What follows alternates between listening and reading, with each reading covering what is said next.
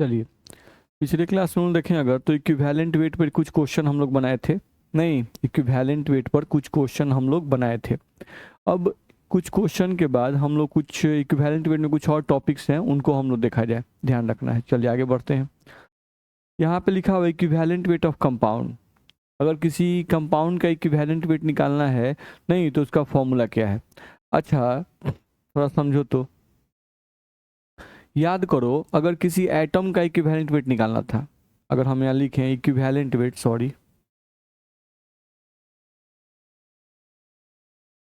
हम लोग को निकालना था किसी एटम का equivalent weight, equivalent weight of atom.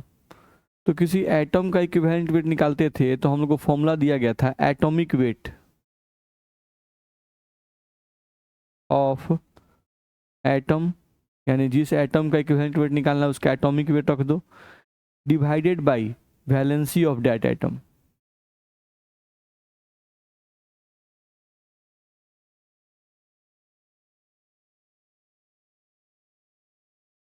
ये फॉर्मूला हम लोग पढ़ चुके हैं, ध्यान रखना है। किसी भी एटम का इक्विवेलेंट वेट निकालना है तो इस तरह से हम लोग निकाल सकते हैं, ठीक है। सेम एज अगर इक्विवेलेंट वेट ऑफ कंपाउंड निकालना था तो याद करो, ये फॉर्मूला भी हम लोग पढ़ चुके हैं।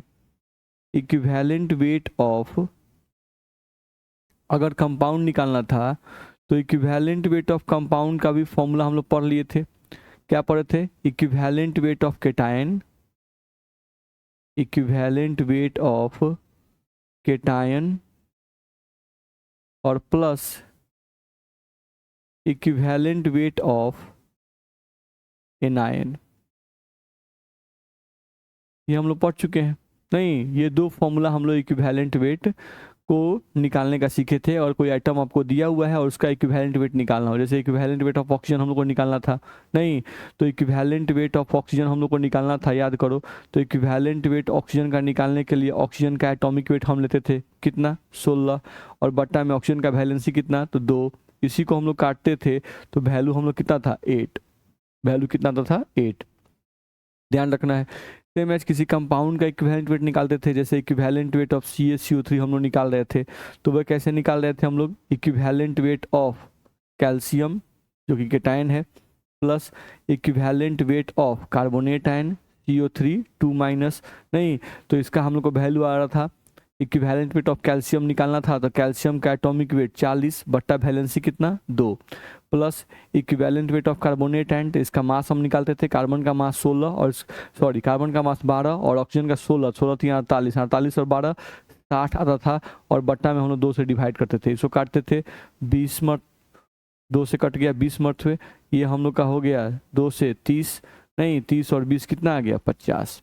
तो equivalent weight of calcium carbonate हम निकालते थे 50। तो इस तरह से एक निकालने का तरीका था, इक्विवेलेंट वेट ऑफ कंपाउंड निकालने का एक तरीका ये हम लोग को बताया गया था। अब एक और हम लोग को इक्विवेलेंट वेट ऑफ कंपाउंड निकालने का एक फॉर्मूला और दिया गया जो कि बिल्कुल सिंपल है, ध्यान रखना है। हम लोग क्या करना है, कोई भी कंपाउंड का अगर इक्विवेलेंट वेट निकालना है, अगर वो कंपाउंड का फॉर्मूला आपको दिया हुआ है, किसी कंपाउंड का इक्विवेलेंट वेट निकालना है, कब, जब उस कंपाउंड का फॉर्मूला दिया हुआ है तो हमको क्या करना है, उस कंपाउंड का मॉलिक्यूलर वेट निकाल लेना है।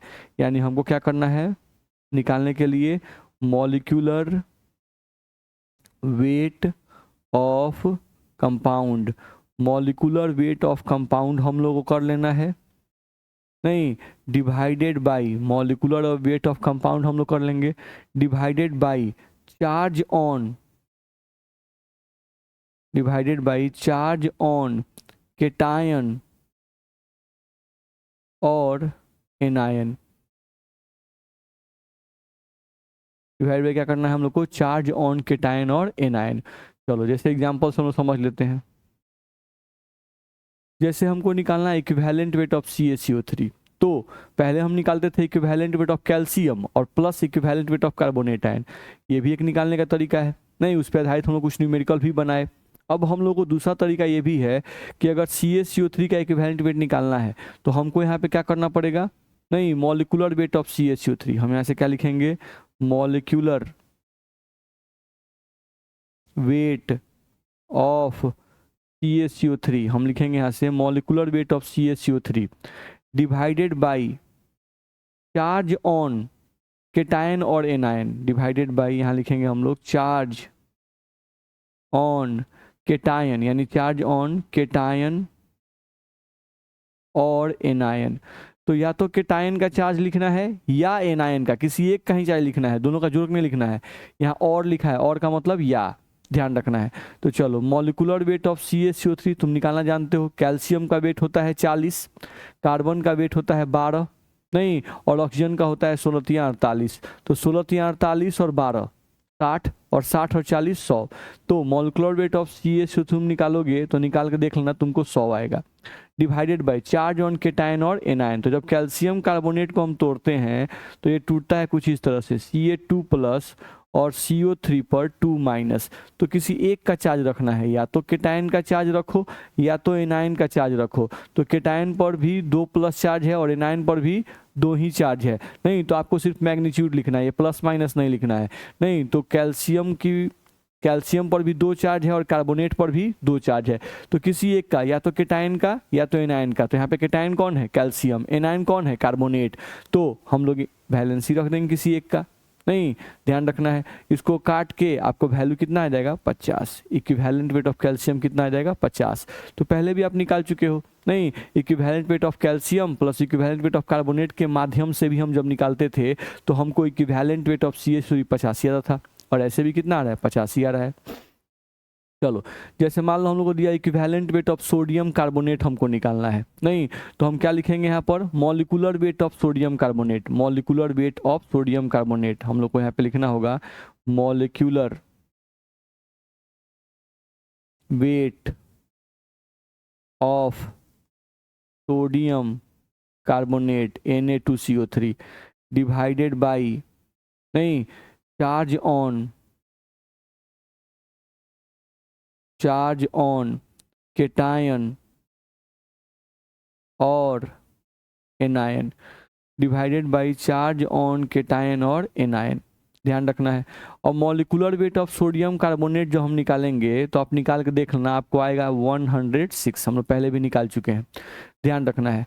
बट्टा चार्ज ऑन केटायन और एनायन। तो चलो, सोडियम कार्बोनेट को तोड़ोगे तो ये तुम्हारा टूटेगा कुछ इस तरह से, 2Na+ और CO3 पर 2-। ध्यान रखना है। नहीं तो या तो सोडियम का चार्ज लो या तो कार्बोनेट का चार्ज लो, दोनों सेम ही आएगा, ध्यान रखना है, ठीक है। जैसे सोडियम का चार्ज लेना है तो दिखाई दे रहा है कि सोडियम पर 1+ चार्ज है, लेकिन एक सोडियम पर 1+ चार्ज है। ये जो 2 है, 2 जो आपको दिख रहा है वो सोडियम से भी मल्टीप्लाई होता है और ये 2 प्लस चार्ज से भी मल्टीप्लाई होता है। नहीं तो एक सोडियम पर 1+ चार्ज, तो 2 सोडियम पर 2+ चार्ज। तो यहाँ पर वैलेंसी कितना रखेंगे? 2। ध्यान रखना है, ठीक है। तो ये हम लोग केयर करना होगा। तो इसको हम लोग काटेंगे तो वैल्यू कितना आ जाएगा? 53। ध्यान रखना है। Same as equivalent weight of barium sulphate निकालना है। नहीं तो बेरियम, इसका पहले मॉलिकुलर वेट निकाल लो। तो बेरियम का 137 होता है, ठीक है, प्लस सल्फर का कितना होता है? तो सल्फर का होता है हम लोग को 32, प्लस ऑक्सीजन कितना होता है? 16 चौका 64। नहीं तो इसको आपको जोड़ोगे तुमको तो 233 के आसपास में आएगा, 233 आ जाएगा। देख लेना जोड़कर। नहीं 4 2 6, हाँ ठीक है, 233 ही आएगा। डिवाइडेड बाई बेरियम सल्फेट को जब तुम तोड़ोगे केटायन और एनायन में तो ये तुम्हारा ऐसे टूटता है, Ba2+ और SO4 पर 2-। ध्यान रखना है। तो किसी एक का वैलेंसी, या तो केटायन का या तो एनायन का, तो दोनों का वैलेंसी 2 ही है, तो 2 से डिवाइड कर दो। नहीं इसको सॉल्व कर दोगे तुम्हारा इक्विवेलेंट वेट ऑफ BaSO4 निकल जाएगा, ठीक है। नहीं इसको 2 से डिवाइड कर देना। चल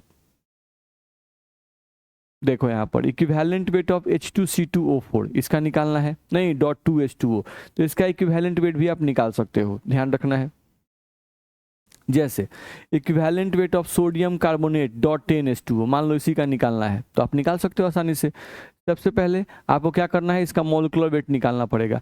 तो Na2CO3 का मॉलिक्यूलर वेट मान लो निकालना है, तो सोडियम है, नहीं तो सोडियम हो गया हम लोग का 23 और Na2 है तो 23 दूना 46, प्लस यहाँ पे कार्बन दिया हुआ है तो कार्बन कितना होता है?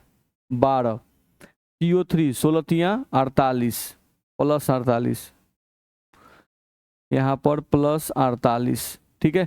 इस डॉट का मतलब भी प्लस ही होगा। अब यहाँ पर 10 लिखा है तो 10 लिख दो। ब्रैकेट के अंदर हाइड्रोजन है 2 गो तो 2 लिख दो, ऑक्सीजन का कितना होता है 16, तो 16 लिख दो। नहीं तो यहाँ से अगर देखा जाए तो इसका हम लोग कितना आ गया, तो 46 + 12 + 48, ये हम लोग का 48 और 12 आ गया 60, 106 आ गया। इतना को हम लोग जोड़ेंगे तो इतना का वैल्यू हम लोग को आ गया 106, प्लस ये आ गया 16 2 18, 18 में 10 से गुना किए तो आ गया 180। नहीं इसको जोड़ेंगे तो कितना आ जाएगा, तो यहाँ पे हम लोग को आ जाएगा 286, 100 100 286, ये आ गया 286। चलो तो इसका मॉलिक्यूलर वेट हम लोग को आ गया 286, तो मॉलिक्यूलर वेट रख दो 286 डिवाइडेड बाई, नहीं चार्ज ऑन केटायन और एनायन, तो केटायन और एनायन इसमें कौन है, सोडियम कार्बोनेट, ये तो कोवैलेंट कंपाउंड है। H2O जो है वो कोवैलेंट कंपाउंड है, इसको आयन में नहीं तोड़ना है, हम लोग तोड़ेंगे यहाँ पर किसको, सोडियम कार्बोनेट को। तो सोडियम कार्बोनेट को तोड़ेंगे तो हम लोग पहले ही बताए थे, इसको तोड़ेंगे तो ये आएगा 2Na+ और CO3 2-, तो या तो केटायन का चार्ज लो या तो एनायन का।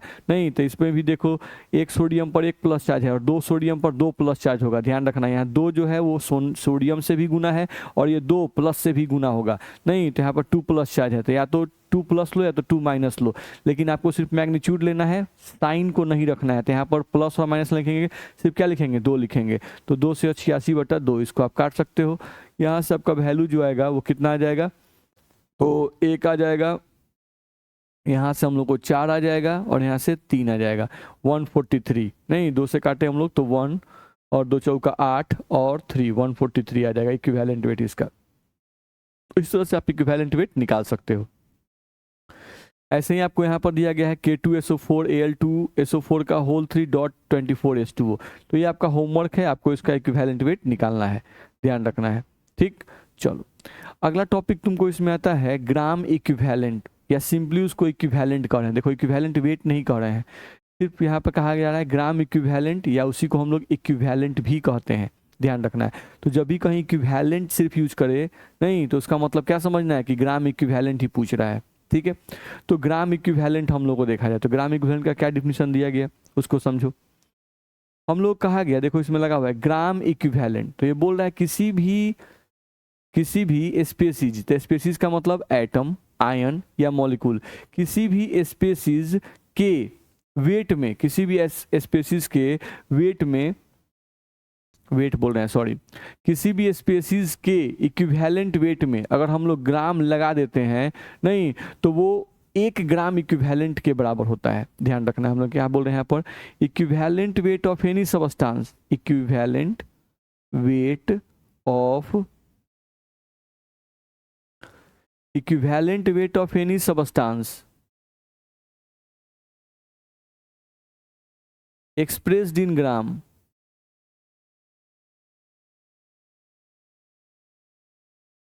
expressed in gram, equivalent weight of any substance expressed in gram is, equivalent weight of any substance expressed in gram is equals to 1 gram equivalent, is equals to 1 gram equivalent, ध्यान रखना है।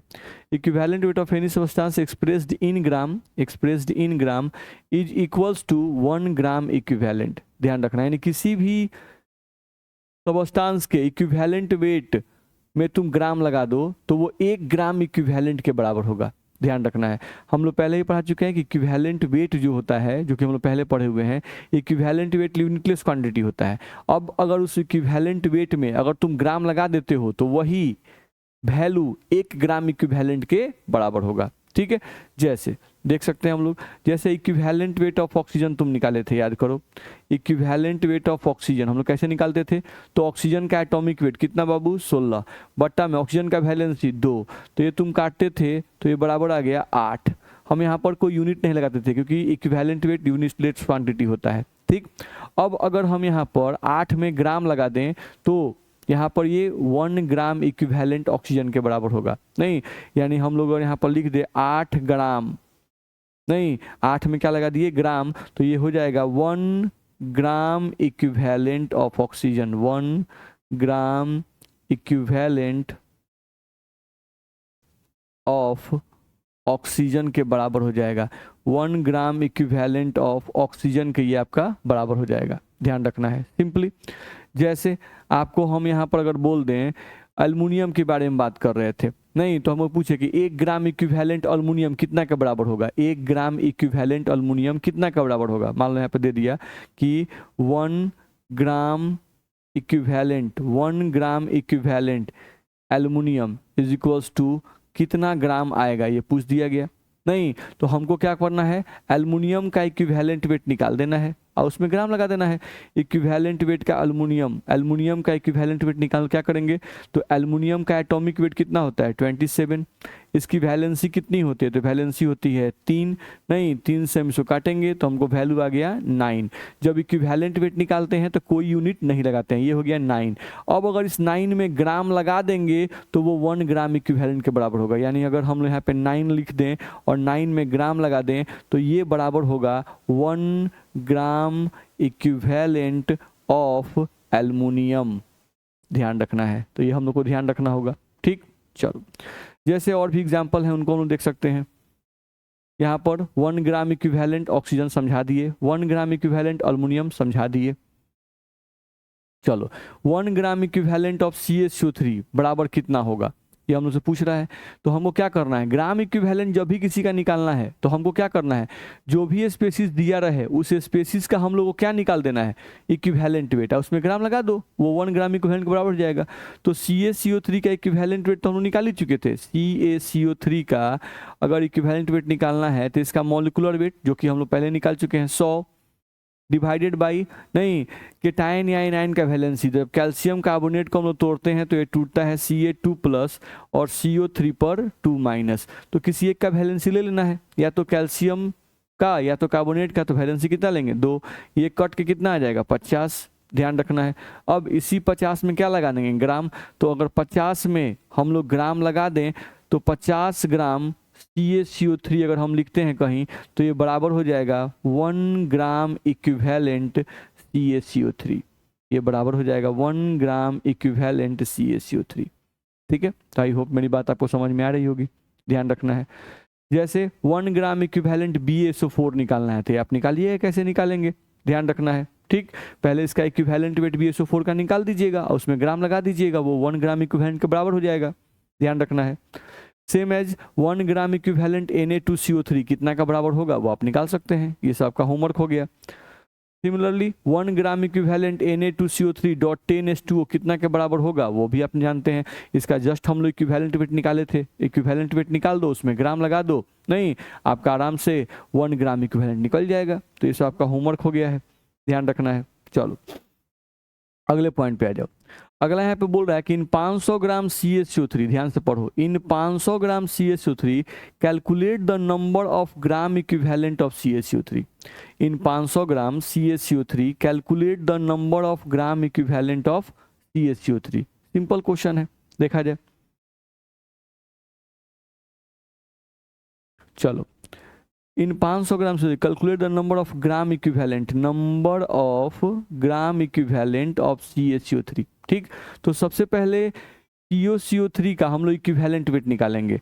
Equivalent weight of CaCO3 तो कितनी बार हम निकाल चुके हैं, इसका फॉर्मूला वेट CaCO3 कितना होता है 100 रख दिए, डिवाइडेड बाई CaCO3 में या तो केटायन का वैलेंसी या तो एनायन का वैलेंसी, तो केटायन इसमें कौन है कैल्शियम, उसकी वैलेंसी ले लो 2, काटो, इक्विवेलेंट वेट ऑफ CaCO3 कितना आ जाएगा 50, नहीं अब इस 50 में क्या लगा दो ग्राम, तो 50 ग्राम अगर 50 में ग्राम लगा दिए तो 50 ग्राम CaCO3 ही बराबर होगा 1 ग्राम इक्विवेलेंट CaCO3 के। तो निकाल दिए कि 50 ग्राम CaCO3 बराबर 1 ग्राम इक्विवेलेंट CaCO3 होता है, नहीं तो इसलिए हम यहाँ से लिख सकते थे कि 1 ग्राम जो CaCO3 होगा, 1 ग्राम CaCO3 ये कितना ग्राम इक्विवेलेंट के बराबर होगा, नहीं तो हम लोग क्या लिखते 1/50 ग्राम इक्विवेलेंट CaCO3 आपको निकल गया, नहीं तो इसलिए हम लोग को यहाँ से निकालना था कितना में कि 500 ग्राम CaCO3 में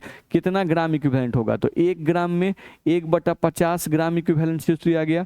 तो 500 ग्राम अगर CaCO3 लिखते हैं तो 500 ग्राम CO3 में कितना होगा, तो यहाँ से लिखेंगे 1 बट्टा में 50 और गुना में आ जाएगा 500, ये आपको आ गया ग्राम इक्विवेलेंट CaCO3, इस तरह से निकल जाएगा। यहाँ से हम लोग एक शून्य से एक शून्य इसमें काट सकते हैं, 5 से काटेंगे ये 5 आपका कट जाएगा, कितना, तो हम लोग को आ जाएगा 10। तो ये हम लोग को आ गया आंसर 10 ग्राम इक्विवेलेंट CaCO3। तो इस तरह से हम लोग निकाल सकते हैं, ध्यान रखना है, ठीक है। तो 500 ग्राम CO3 में कितना ग्राम इक्विवेलेंट होगा, तो 10 ग्राम इक्विवेलेंट CaCO3 होगा, ठीक। तो इस तरह से आप निकाल सकते हो, ध्यान रखना है। चलो, तो एक चीज हम लोग थोड़ा यहाँ पर ध्यान दे सकते हैं, देखो तो हम लोगों को CaCO3 का वेट दिया हुआ था 500 ग्राम, नहीं, और 500 ग्राम CaCO3 में क्या पूछा था, नंबर ऑफ ग्राम इक्विवेलेंट। तो ग्राम इक्विवेलेंट निकालने के लिए हम लोग क्या किए, 500 और बट्टा में क्या किए 50। तो ये 500 जो है ये क्या है, ये 500 है गिवन वेट ऑफ CaCO3, जो क्वेश्चन में दिया हुआ है 500 क्या है, गिवन वेट ऑफ CaCO3। तो गिवन वेट जो क्वेश्चन में दिया हुआ है, नहीं, और ये जो 50 है, ये 50 क्या है, 50 हम लोगों का है इक्विवेलेंट वेट ऑफ CaCO3। यानी अगर किसी का भी नंबर ऑफ ग्राम इक्विवेलेंट अगर निकालना है तो हम एक फॉर्मूला बना सकते हैं, क्या भाई, कि given weight of any species बट्टा equivalent weight of that species. अगर हम लोग कर दें तो हम लोगों का क्या निकल जाएगा, ग्राम इक्विवेलेंट निकल जाएगा, ध्यान रखना है। तो फॉर्मूला हम लोग क्या बना रहे हैं कि अगर हम लोगों को नंबर ऑफ ग्राम इक्विवेलेंट निकालना है, किसी क्वेश्चन में कोई बोलता है नंबर ऑफ ग्राम इक्विवेलेंट अगर कोई निकालने के लिए बोलता है, तो हम लोग क्या करेंगे, हम लोग ऊपर लिखेंगे given weight of a species, given weight of a species. अब स्पेसीज का मतलब एटम भी हो सकता है, स्पेसीज का मतलब आयन भी हो सकता है, और स्पेसीज का मतलब मॉलिक्यूल भी हो सकता है, वो कुछ भी हो सकता है, ध्यान रखना है। तो given weight of a species बट्टा नीचे क्या करना है, इक्विवेलेंट वेट, नीचे क्या करना है, equivalent weight of that species. तो इस फॉर्मूला का यूज करके हम लोग बना सकते हैं, ध्यान रखना है। ग्राम इक्विवेलेंट हम लोग यहाँ से चाहें तो आसानी से हम लोग निकाल सकते हैं। तो आई होप मेरी बात आपको यहाँ पे समझ में आई होगी। तो कभी भी ग्राम इक्विवेलेंट निकालने के लिए कहे नंबर ऑफ ग्राम इक्विवेलेंट, तो क्या करना है, गिवन वेट को रख देना है, नहीं, और क्या करना है, इक्विवेलेंट वेट को नीचे डिवाइड कर देना है, आपका नंबर ऑफ ग्राम इक्विवेलेंट निकल जाएगा, ठीक है। चलो, जैसे देखते हैं यहाँ पर क्या दिया हुआ है, इन 106 ग्राम, अब देखो 106 ग्राम, ये जो तुम्हारा 106 ग्राम दिया गया, ये तुम्हारा क्या है, गिवन वेट 106 ग्राम Na2CO3 दे दिया। Calculate the number of gram equivalent, अच्छा नंबर ऑफ ग्राम इक्विवेलेंट निकालना है, तो अभी तो हम लोग को फॉर्मूला बताया गया, नंबर ऑफ ग्राम इक्विवेलेंट अगर निकालना है तो फॉर्मूला हमको दिया गया गिवन वेट बट्टा इक्विवेलेंट वेट, गिवन वेट बट्टा इक्विवेलेंट वेट रख देंगे। चलो, तो Na2CO3 गिवन वेट कितना दिया हुआ है 106, तो 106 रख देंगे बट्टा नीचे हमको क्या रखना है, इक्विवेलेंट वेट ऑफ Na2CO3। मान लीजिए रफ में हम लोग रफ स्केचिंग करके इक्विवेलेंट वेट ऑफ Na2CO3 यहाँ साइड में निकाल लेंगे, नहीं, तो सोडियम कार्बोनेट का जब मॉलिक्यूलर वेट तुम निकालोगे तो वो 106 आएगा बट्टा यहाँ पर केटायन और एनायन में से किसी एक का वैलेंसी, तो वैलेंसी कितना होगा 2, जो कि पीछे हम लोग निकाल चुके हैं, कट के कितना आएगा 53, पीछे वाला चीज रिवाइज करते रहना। तो यहाँ से इक्विवेलेंट वेट तुमको कितना आ गया 53, नहीं, अब यहाँ पर इक्विवेलेंट वेट का वैल्यू रख दो 53, ये तुम्हारा कट जाएगा 2 मरतबे, और तुम्हारा नंबर ऑफ ग्राम इक्विवेलेंट आ जाएगा 2 ग्राम इक्विवेलेंट, ठीक है। तो आई होप मेरी बात आपको समझ में आ रही होगी। तो ये सब पॉइंट हमको बनाना है। चलो, अब सम इम्पॉर्टेंट फॉर्मूला लिखा हुआ है, चलो, तो फॉर्मूला में तो हम लोग अभी देखे ही थे कि अगर हम लोगों को ग्राम इक्विवेलेंट निकालना है, अगर हम लोगों को क्या निकालना है, ग्राम इक्विवेलेंट, ग्राम, जी मतलब ग्राम है और इक्यू मतलब इक्विवेलेंट, ग्राम इक्विवेलेंट निकालना है, तो ग्राम इक्विवेलेंट का फॉर्मूला हम लोग को बताया गया, अभी क्या बताया गया, गिवन वेट बट्टा इक्विवेलेंट वेट, ये ध्यान रखना है। तो एक तो ये बहुत ही इंपॉर्टेंट फॉर्मूला है जिसको हम लोग को ध्यान रखना है, गिवन वेट बट्टा इक्विवेलेंट वेट। चलो अच्छा, देखो तो ग्राम इक्विवेलेंट का और भी फॉर्मूला हम लोग लिख सकते हैं, नहीं जैसे ये तो एक फॉर्मूला हुआ। अब चलो इक्विवेलेंट वेट का फॉर्मूला तुम जानते हो ना, इक्विवेलेंट वेट अगर हमको निकालना होता है तो इक्विवेलेंट वेट का फॉर्मूला हम लोग क्या लेते हैं, अगर एटम है तो एटॉमिक वेट बटा वैलेंसी, और अगर मॉलिक्यूल है तो मॉलिक्यूलर वेट बटा चार्ज ऑन केटायन और एनायन, ध्यान रखना है। तो इक्विवेलेंट वेट अगर हम लोग लिखे यहाँ पर, तो इक्विवेलेंट वेट के लिए हम लोग यहाँ लिख सकते हैं, अगर मान लो एटम है नहीं तो हम लोग यहाँ पे क्या लिखेंगे, एटॉमिक वेट,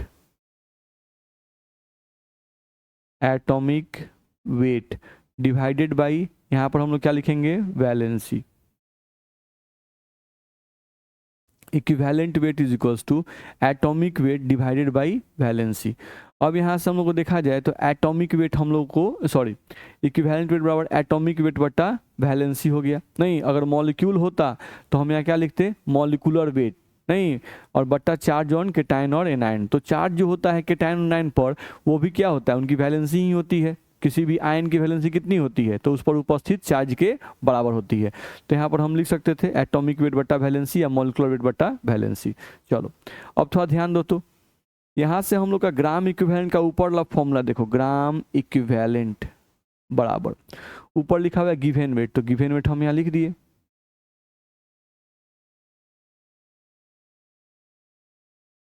बट्टा में लिखा हुआ है इक्विवेलेंट वेट, तो इक्विवेलेंट वेट नीचे लिखा हुआ है, नहीं तो इक्विवेलेंट वेट का ये फॉर्मूला आ गया एटॉमिक वेट ऑफ वैलेंसी, नहीं एटॉमिक वेट, नहीं और बट्टा में वैलेंसी है तो वो कहाँ चला जाएगा, ऊपर, ये तुमको आ जाएगा ऊपर वैलेंसी, ध्यान रखना है, इस तरह से तुमको आ जाएगा। तो गिवन वेट इंटू वैलेंसी, और यहाँ पर गिवन वेट बटा एटॉमिक वेट आ गया। अब ये एटॉमिक वेट ही नहीं, जैसे यहाँ पे मॉलिक्यूल होता तो क्या लिखते हैं यहाँ पर, मॉलिक्यूलर वेट, अगर मॉलिक्यूल होगा तो क्या लिखते हैं हम लोग, मॉलिक्यूलर वेट, ध्यान रखना है, ठीक। चलो तो ग्राम इक्विवेलेंट का हमको एक फॉर्मूला आया, गिवन वेट इनटू वैलेंसी बट्टा में आ गया एटॉमिक वेट अगर एटम है तो, और अगर मॉलिक्यूल रहेगा तो हम लोग एटॉमिक वेट नहीं लिखे क्या लिखेंगे, मॉलिक्यूलर वेट, इसीलिए हम लिख रहे हैं और मॉलिक्यूलर वेट, और मॉलिक्यूलर वेट, ध्यान रखना है, ठीक। चलो अब यहाँ से देखा जाए तो ग्राम इक्विवेलेंट का एक और फॉर्मूला हम लोग यहाँ से बना सकते थे, ग्राम इक्विवेलेंट बराबर, देखो तो पीछे थोड़ा सा यहाँ पर आ गया है गिवन वेट और बट्टा में मॉलिक्यूलर वेट। तो याद करो गिवन वेट बट्टा मॉलिक्यूलर वेट या गिवन वेट बट्टा एटॉमिक वेट, ये किसका फॉर्मूला है, मोल का, नहीं नंबर ऑफ मोल निकालने के लिए हम लोग को फॉर्मूला बताया गया था गिवन वेट बटा एटॉमिक वेट या गिवन वेट बटा मॉलिक्यूलर वेट, अगर एटम है तो एटॉमिक वेट और मॉलिक्यूल है तो मॉलिक्यूलर वेट, नहीं तो गिवन वेट बटा एटॉमिक वेट या गिवन वेट बटा मॉलिक्यूलर वेट को हम लोग क्या लिखेंगे, मोल, ध्यान रखना है। तो यहाँ पर हम लोग को ग्राम इक्विवेलेंट बराबर यहाँ पे आ गया मोल, नहीं गुना, यहाँ देखो तो अब क्या बच गया, इतना के जगह पर, इतना के जगह पर तो हम लोग क्या लिख दिए, मोल लिख दिए, और गुना में क्या बच गया, वैलेंसी। तो ग्राम इक्विवेलेंट निकालने का एक और फॉर्मूला है मोल गुना वैलेंसी, ध्यान रखना है। तो इस फॉर्मूला का भी यूज में आता है हम लोग को, इसको भी आपको ध्यान रखना होगा, मोल गुना वैलेंसी। तो ये सब कुछ फॉर्मूला हैं जिनको हम लोग को ध्यान में रखना पड़ेगा, ध्यान रखना है, मोल गुना वैलेंसी, तो इनका यूज हम लोग को मिलेगा, ध्यान रखना है, ठीक है। चलो जैसे यहाँ पर अगर देखा जाए तो हम लोग क्वेश्चन दिया हुआ है calculate the number of gram equivalent for 5 mole CaCO3, नहीं तो देख रहे हो यहाँ पर क्या लिखा हुआ है 5 मोल CaCO3, और निकालना क्या है, नंबर ऑफ ग्राम इक्विवेलेंट। तो नंबर ऑफ ग्राम इक्विवेलेंट हमको निकालना है किसका, CaCO3 का, तो नंबर ऑफ ग्राम इक्विवेलेंट अगर CaCO3 का निकालना है तो हमारे पास फॉर्मूला है मोल और गुना वैलेंसी, ध्यान रखना है, नहीं तो यहाँ पर वैलेंसी का मतलब क्या है, चार्ज ऑन केटायन और एनायन, या तो केटायन का चार्ज लिखो या तो एनायन का चार्ज लिखो। तो यहाँ पर मोल का वैल्यू क्वेश्चन में दिया हुआ है कितना, 5 मोल, तो यहाँ पे हम क्या रखेंगे 5 मल्टीप्लाइड बाई वैलेंसी। तो जब CaCO3 को हम लोग तोड़ते हैं तो ये टूटता है आपका Ca2 प्लस और ये टूटता है CO3 2 माइनस, तो किसी एक का वैलेंसी लिखना है, तो केटायन का तो एनायन का, तो कितना है 2, तो हम लोग कितना ही आ जाएगा 10, कितना आ गया 10। तो नंबर ऑफ ग्राम इक्विवेलेंट आ गया हम लोग को 10 ग्राम इक्विवेलेंट, तो ये आपका आंसर हो जाएगा, ध्यान रखना है। तो 5 मोल CaCO3 जो है ये 10 ग्राम इक्विवेलेंट के बराबर होगा। ठीक है, तो आई होप मेरी बात आपको समझ में आ रही होगी। Same age calculate the number of gram equivalent for 2 mole Na2CO3। मान लो आपको दे दिया गया, नहीं तो फिर से वही कहानी, हम लोग को यहाँ पे मोल दिया हुआ है, नहीं तो मोल गुना वैलेंसी करेंगे, नहीं या मोल गुना चार्ज ऑन केटाइन और एनाइन करेंगे। तो फिर से वही कहानी, अगर हमको नंबर ऑफ ग्राम इक्विवेलेंट निकालना था Na2CO3 का, तो इसका मोल रखेंगे, नहीं और गुना में वैलेंसी लिखेंगे। मोल दिया हुआ है तो मोल गुना वैलेंसी लिखेंगे। अब मोल का वैल्यू दिया हुआ है 2 मोल, तो यहाँ रख देंगे 2 मोल, और गुना में वैलेंसी का वैल्यू, तो सोडियम कार्बोनेट को तोड़ो, सोडियम कार्बोनेट तोड़ेंगे तो ये टूटेगा 2Na+ और ये टूटेगा CO3 2-। तो किसी एक का वैलेंसी लेना है, या तो सोडियम का या तो कार्बोनेट का। तो वैलेंसी कितना है, तो 2 है, नहीं तो 2 गुना 2 हम लोग को आ जाएगा 4 ग्राम इक्विवेलेंट। तो आई होप मेरी बात आपको समझ में आई होगी। थोड़ा बहुत हम लोग ग्राम इक्विवेलेंट के बारे में पढ़े, नहीं तो ग्राम इक्विवेलेंट वाला पॉइंट भी बहुत इंपॉर्टेंट है, इसको आपको ध्यान में रखना पड़ेगा। ठीक है, चलिए तो आज के क्लास में हम लोग इतना ही पढ़ेंगे, अगले क्लास में हम लोग फिर आगे बढ़ेंगे। ठीक है, चलो तो आज का क्लास समझ में आपको आया होगा। ठीक है, इसको ध्यान से आप लोग रिवाइज कर लेंगे। Okay, thank you.